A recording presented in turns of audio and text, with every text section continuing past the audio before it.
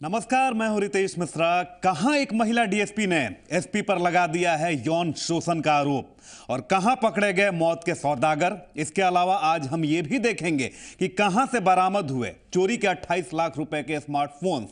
तो आइए शुरू करते हैं पुरवैया क्राइम स्पेशल।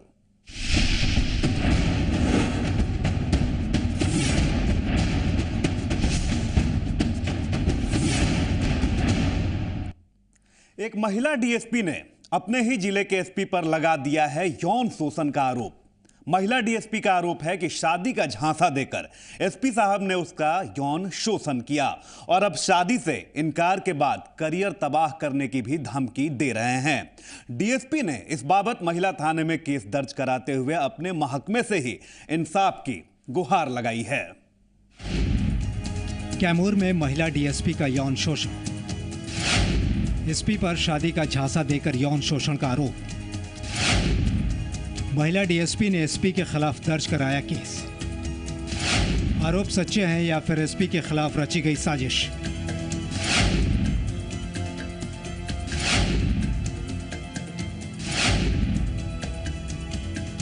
शादी का झांसा देकर यौन शोषण और फिर शादी से पल्ला झाड़ने के बाद अपनी ताकत और रसूख के बल पर महिला की जिंदगी बर्बाद करने की धमकी। देश भर के पुलिस थानों में हर रोज ऐसे कई मामले दर्ज होते हैं, लेकिन कैमूर के महिला थाने में सोमवार को जब ऐसा ही एक मामला दर्ज हुआ तो हर कोई हैरत में पड़ गया, क्योंकि इस बार मामला दर्ज कराने वाली पीड़ित कोई गरीब, लाचार और मजबूर लड़की या महिला नहीं, बल्कि खुद ऐसे कई मामलों की गुत्थी सुलझा चुकी बेहद ताकतवर और तेज तर्रार पुलिस अधिकारी है। हम नाम तो नहीं बता सकते, लेकिन आपके लिए बस इतना जानना ही काफी होगा कि शादी का झांसा देकर यौन शोषण का आरोप लगाने वाली ये महिला डीएसपी के पद पर तैनात है, जिसने कैमूर के एसपी पुष्कर आनंद पर लगाया है अपने साथ यौन शोषण का सनसनीखेज आरोप। मुझे मजबूर होकर आज आप लोगों के सामने इस मीडिया में आना पड़ रहा है और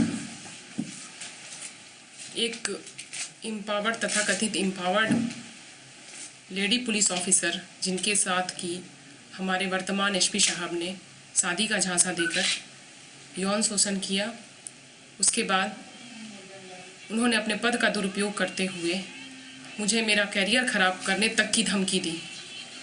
और मैंने सोचा कि इनका ये चेहरा जरूर सामने आना चाहिए समाज में, ताकि इस तरह से शीर्षस्थ पदों पर रहने वाले पदाधिकारी जो अपने महिला कर्मियों को यूज एंड थ्रो की नीति के तहत कार्य करते हैं, समाज जाने। तो शादी की बात तक चली गई थी, फिर ऐसी क्या नौबत आई कि आपको उन्होंने इनकार कर दिया? क्योंकि इनकी नीयत में खोट था। महिला डीएसपी का आरोप है कि एसपी पुष्कर आनंद ने न सिर्फ शादी का झांसा देकर यौन शोषण किया, बल्कि मुंह खोलने पर करियर तबाह करने की धमकी भी दी। महिला डीएसपी के मुताबिक उन्होंने इस मामले को भूल जाने की कोशिश की, लेकिन जब एसपी की धमकियां और ज्यादतियां बढ़ने लगी तो अपनी बदनामी की परवाह छोड़ उन्होंने इस सच को दुनिया के सामने लाने का फैसला किया। लेकिन करीब 5 महीने पहले कैमूर आए एसपी पुष्कर आनंद ने अपने ऊपर लगे आरोपों को खारिज किया है। साथ ही महिला डीएसपी के आरोपों को वो एक साजिश बता रहे हैं। एसडीपीओ आपके जो एसडीपीओ आरोप लगाई हैं कि मतलब शादी का धोखा दिया, वो दिखा दे कहीं पे। मेरे हाथ का लिखा हुआ मैसेज लिखा हुआ कि कहीं पे लिखा हुआ है कि उसको कभी किसी मैसेज में लिखे हैं हम कि I love you, I want to marry you, हम आई लाइक यू, हम तुम्हारे नहीं रह सकते हैं, तो हम उसके साथ कल शादी कर लेंगे। कहीं भी लिखा हुआ दिखा दे हमको, कहीं भी लिखा हुआ दिखा दे। कोई जो मैसेज का वो बोल रहे हैं, मैसेज को बोल रहे हैं, दिखा दे मैसेज, क्या मैसेज उसके पास है। अगर कहीं भी ऐसा लिखा हुआ हो, हम कमिटमेंट दिए हो उसको, तो I am guilty for that. हम कहीं लोगों को कमिटमेंट दिए हैं, हमको भी पता है, हम भी ऑफिसर, वो भी ऑफिसर, हमको भी पता है क्या किससे कितने बड़ा में बात करनी है। हम कहीं उसको कोई कमिटमेंट नहीं दिए, कुछ भी नहीं दिए हैं, अब फिर भी बैठ के वो ऐसे जो कर रही है बैठ के सिर्फ उस बेसिस पे कि मतलब प्रेशर डाल के कि हम उससे शादी कर लेंगे, तो क्या दैट इज नॉट पॉसिबल। शायद ये पहला मामला है जब बिहार के किसी पुलिस अधिकारी पर उसी महकमे की एक महिला अधिकारी ने इतने संगीन आरोप लगाए हैं। आरोपों के बाद ये सवाल भी उठने लगे हैं कि जब पुलिस वाले खुद ऐसा गुनाह करते हैं तो भला वो मामले की जांच क्या करेंगे। लिहाजा मामले को गंभीरता से लेते हुए पुलिस मुख्यालय ने जांच के लिए एक कमेटी का गठन कर दिया है। जिसे जल्द से जल्द रिपोर्ट सौंपने को कहा गया है। देखिए, ये एक आवेदन कुछ दिन पहले यहाँ प्राप्त हुआ था 23 दिसंबर को, जिसमें कैमूर में पदस्थापित महिला डीएसपी ने अपने एसपी पे ही आरोप लगाया था और उनके पिटीशन में जो सब्जेक्ट था उसमें लिखा हुआ था regarding sexual exploitation and harassment by SP Kaimur. तो ये जब मामला हम लोगों के संज्ञान में आया तो मैंने निर्देशानुसार एक आंतरिक जांच समिति हम लोगों ने बनाई है पुलिस मुख्यालय की तरफ से, जिसमें आईजी हेडक्वार्टर श्रीमती अनुपमा ने लेकर इसकी अध्यक्ष होंगी समिति की, और इसमें सदस्य के तौर पर श्रीमती हरप्रीत कौर हैं जो एसपी कमज़ोर वर्ग सीआईडी में हैं, और श्री राजेश कुमार हैं एआईजी इंस्पेक्शन। तो इन्हें इस समिति को निर्देशित किया गया है कि वो सारे मामले की जांच करके रिपोर्ट देंगी। सूत्रों के हवाले से खबर यह भी है कि पुलिस मुख्यालय की तरफ से आरोपी एसपी और आरोप लगाने वाली महिला डीएसपी के कैमूर जिले से तबादले की अनुशंसा कर दी गई है ताकि दोनों से कोई भी जांच को प्रभावित न कर सके। मुकुल, जी मीडिया, कैमूर। और अब बात करते हैं कैमूर से सटे रोहतास जिले की, जहां पुलिस ने मोस्ट वांटेड अपराधी को उसके साथियों के साथ गिरफ्तार किया है। गिरफ्त में आया अपराधी किडनैपिंग, सुपारी किलिंग और बैंक डकैती की वारदातों को चुटकियों में अंजाम देने के लिए जाना जाता है। नाम है राम बाबू उर्फ डॉक्टर। सासाराम से सुपारी किलर्स का सरगना गिरफ्तार। 2 गुर्गों के साथ पकड़ा गया राम बाबू यादव। सुपारी लेकर कई लोगों की ले चुका है जान। बिहार से गुजरात तक लूट चुका है बैंक। बच्चों को भी नहीं बख्शता था राम बाबू यादव।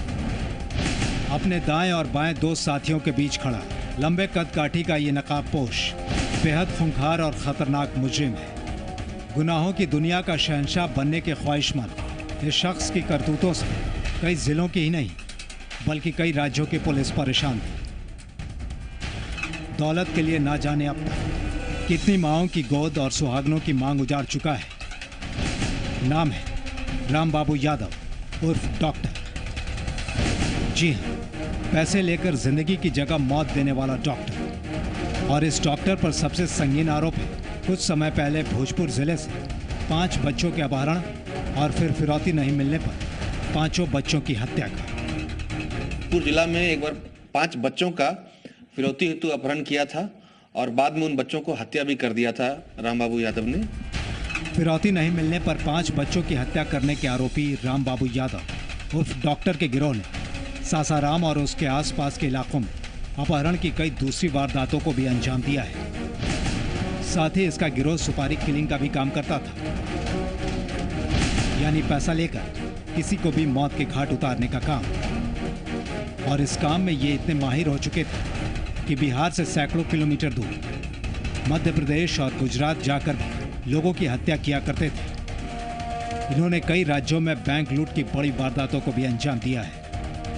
औरंगाबाद में और रोहतास में जो पिछले 2-3 सालों में जो बैंक डकैतियां हुई हैं उसमें इनका महत्वपूर्ण भूमिका रही है। और गिरफ्तार राम बाबू यादव ने अपने कन्फेशन में ये स्वीकार किया है कि इन्होंने गुजरात और मध्य प्रदेश से कॉन्ट्रैक्ट पर किलिंग का काम शुरू किया था और अपने शूटरों को वो गुजरात में भेजता था। मध्य प्रदेश में भी इन लोगों ने कई काम करवाए हैं।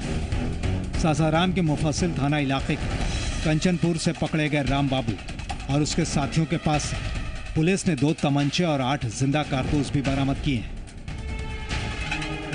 पुलिस के मुताबिक इन्होंने ये भी तय कर लिया था कि इनमें से कौन सी गोली किस अगले शिकार पर चलानी है। लेकिन शुक्र है कि इनकी गिरफ्तारी से उन लोगों की जान सलामत बच गई जिनकी सुपारी लेने के बाद ये हत्या की तैयारी में जुटे थे। अमरजीत कुमार, जी मीडिया, सासाराम। फिलहाल वक्त है एक छोटे से ब्रेक का। बने रहिए जी पुरवैया के साथ।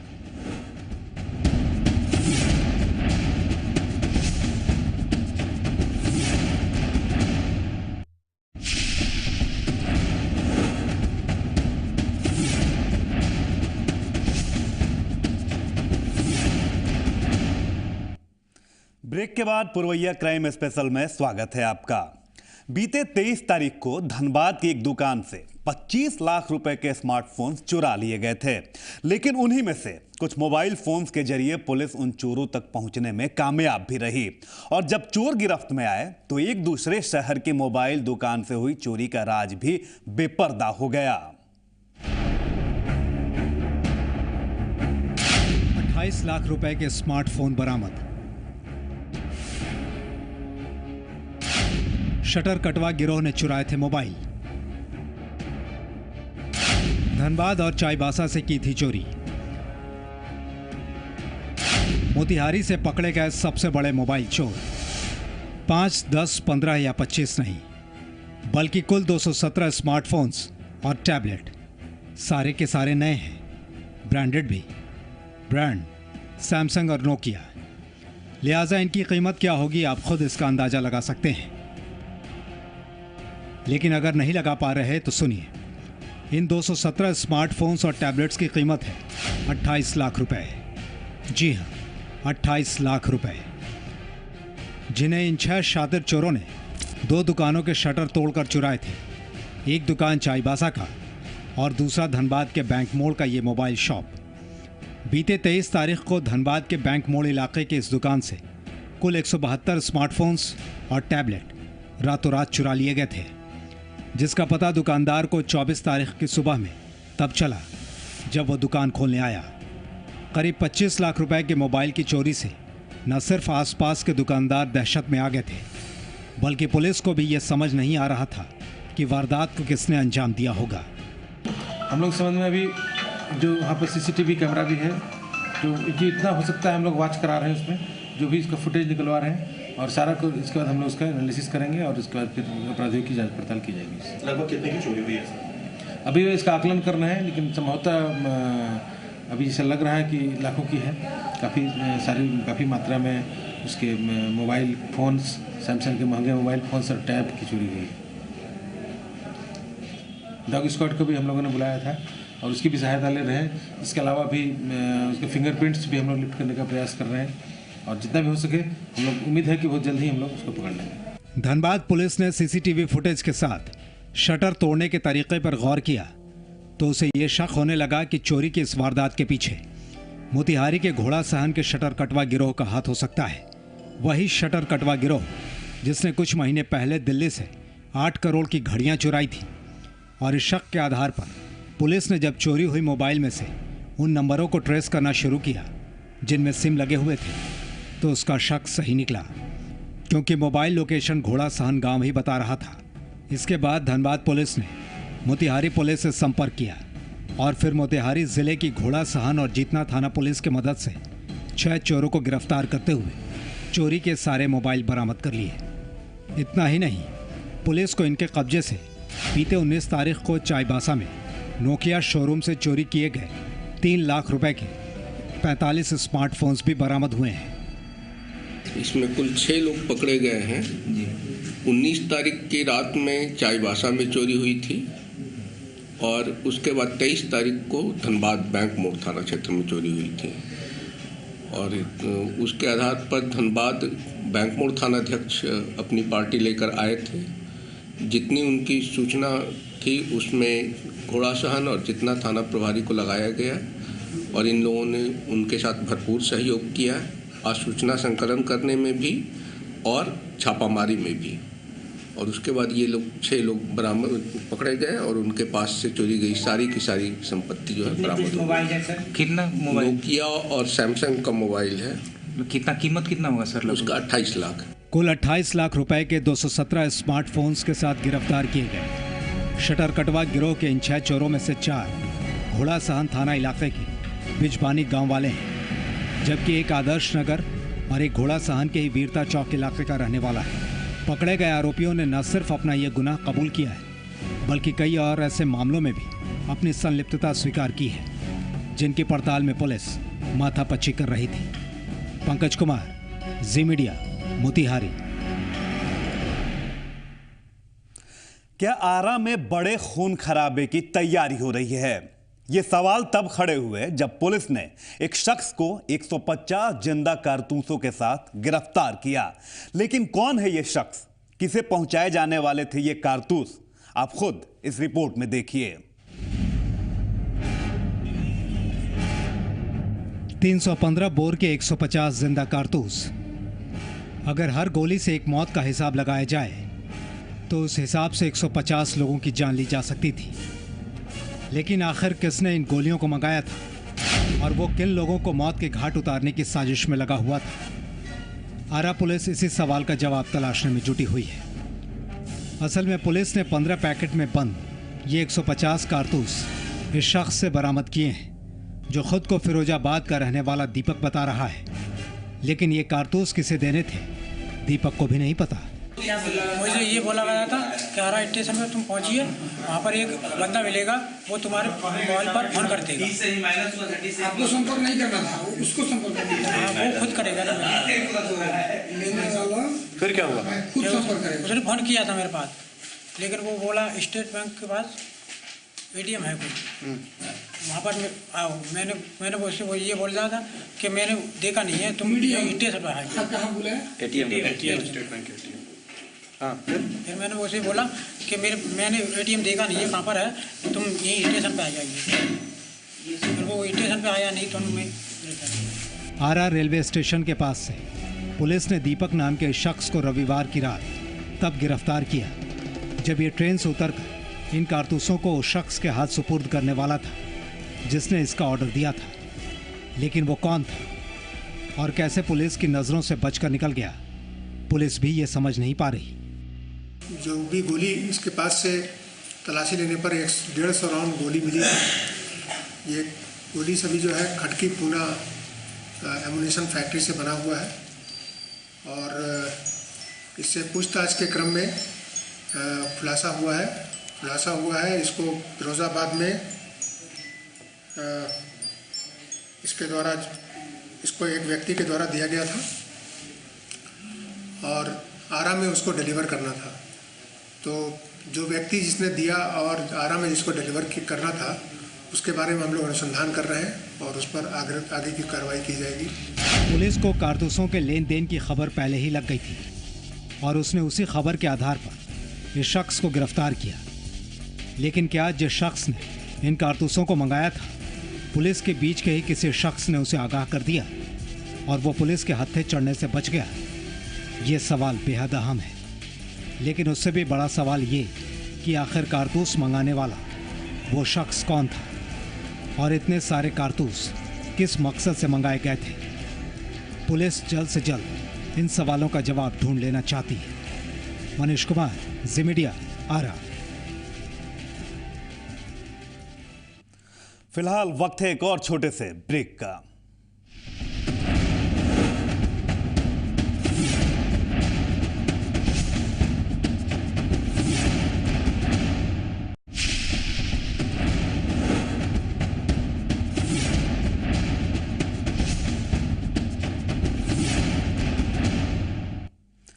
ब्रेक के बाद एक बार फिर से स्वागत है आपका। वो कंबल मांगने आए थे, कोहराम मचाकर चले गए। मजबूर बनकर आए थे, घर लूटकर चले गए। बीमार बताकर मदद मांगी और फिर गोली मारकर चले गए। यह खौफनाक किस्सा है सीवान का, जहां मदद के लिए दरवाजा खोलना एक परिवार पर भारी पड़ गया।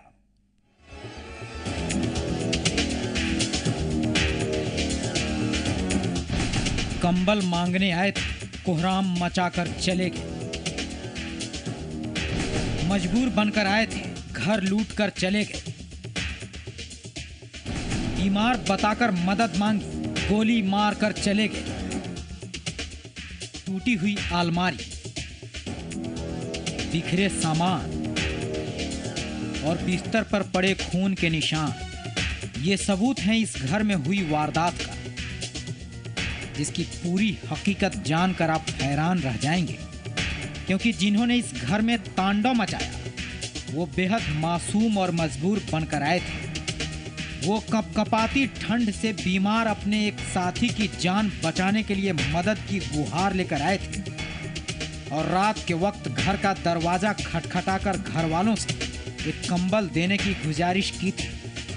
लेकिन जब कंबल हाथ में आया तो देने वाले का हाथ पकड़कर पूरे घर में लूटपाट मचा दी। लेकिन जब घर की मालकिन ने उन्हें पहचान लिया तो उन पर गोली चला दी।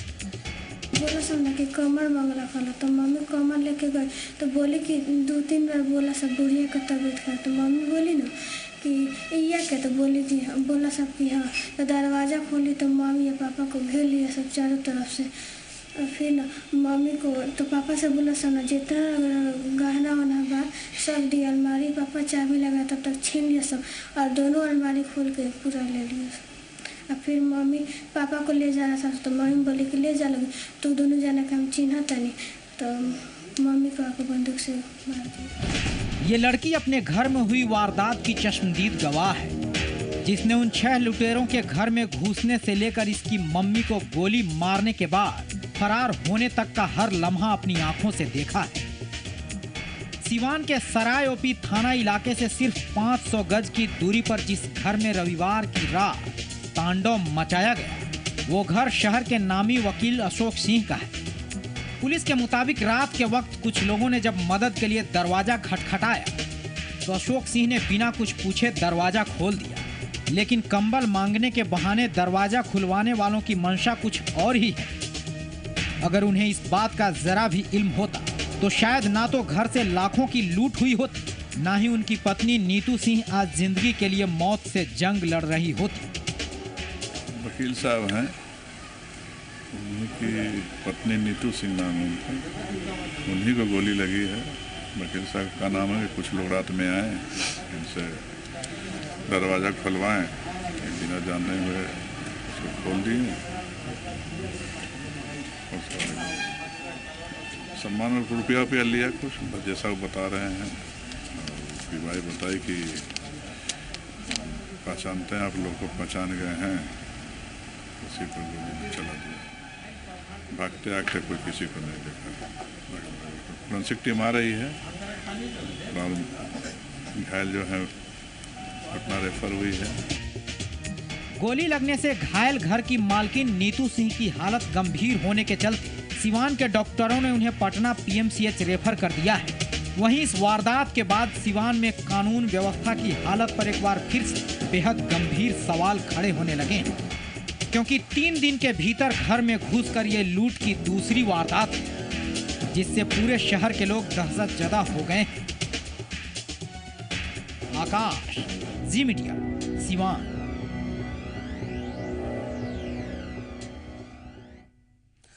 इसी के साथ पुरवैया क्राइम स्पेशल में आज बस इतना ही। रहिए सावधान और होशियार। पुरवैया क्राइम स्पेशल आपको जुर्म से करता है खबरदार। कल फिर जुर्म की कुछ और खबरों को लेकर होंगे हाजिर। तब तक के लिए नमस्कार।